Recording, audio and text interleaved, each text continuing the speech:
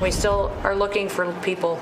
We're still looking for a lot of little girls and other family members that were camping along that river, and they will continue until they find every single person, and we will continue to help them and assist in that. DHS Secretary Kristi Noem promising to find every single person still missing in the terrible Texas flooding. And as search crews are digging through debris in treacherous conditions, many volunteers now are joining in the recovery effort. Wes Verdell is a Hill Country native, and a Texas state representative. He drove 100 miles to Kerrville and has been helping out first responders for the past 3 days. He joins us now. Wes, thanks so much for being with us. What have you witnessed so far with your own eyes?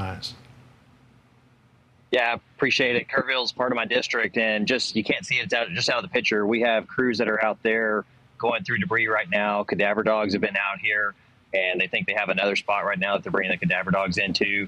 What I can tell you is the amount of people that have poured in here to help us is amazing, and our government has done a great job. Texas Department of Emergency Management and all the other agencies just came in and helped the local officials out, and they've all been working in accord pretty amazingly. That area in the beautiful Texas Hill Country is known as Flash Flood Alley. But folks that we've had on the air in the last couple of days have said, yeah, we've seen some flooding, but we've never seen anything like this. What about you? No, we've, in 2018, over in Junction, we had a pretty big flash flood come through there that swept away a lot of RVers, and unfortunately we lost people. This one is the biggest one I've ever seen. It's if you're on the ground, it's unreal to see how much damage is there. You know, as we've seen in many, many disasters in the past, the Cajun Navy has come out and responded. But this time it's narrowed its response down to seasoned veterans, many of them veterans of overseas deployments in wars. Here's what Brian Trasher, the head of the Cajun Navy, has told us. Listen here. We stuck to what we call special ops volunteers. They're pretty much all combat veterans.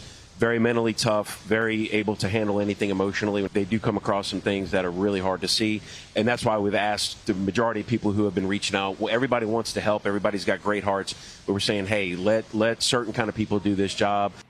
He says that the recovery work is so traumatic that you have to have a real sense of mental toughness about you to be able to do it, and that's why he chose combat veterans for this deployment of the Cajun Navy. What do you think based on what you've seen? Yeah, I would agree with that. Marcus Luttrell's down here. Me and Marcus drove around the other day, and when he first got to town and showing them the key points and how much damage there was, and there's some other Navy SEALs I've been in talks with that are wanting to come down. I think it makes sense to bring guys that have gone through this kind of stuff before to really be here and be hands on the ground, boots on the ground.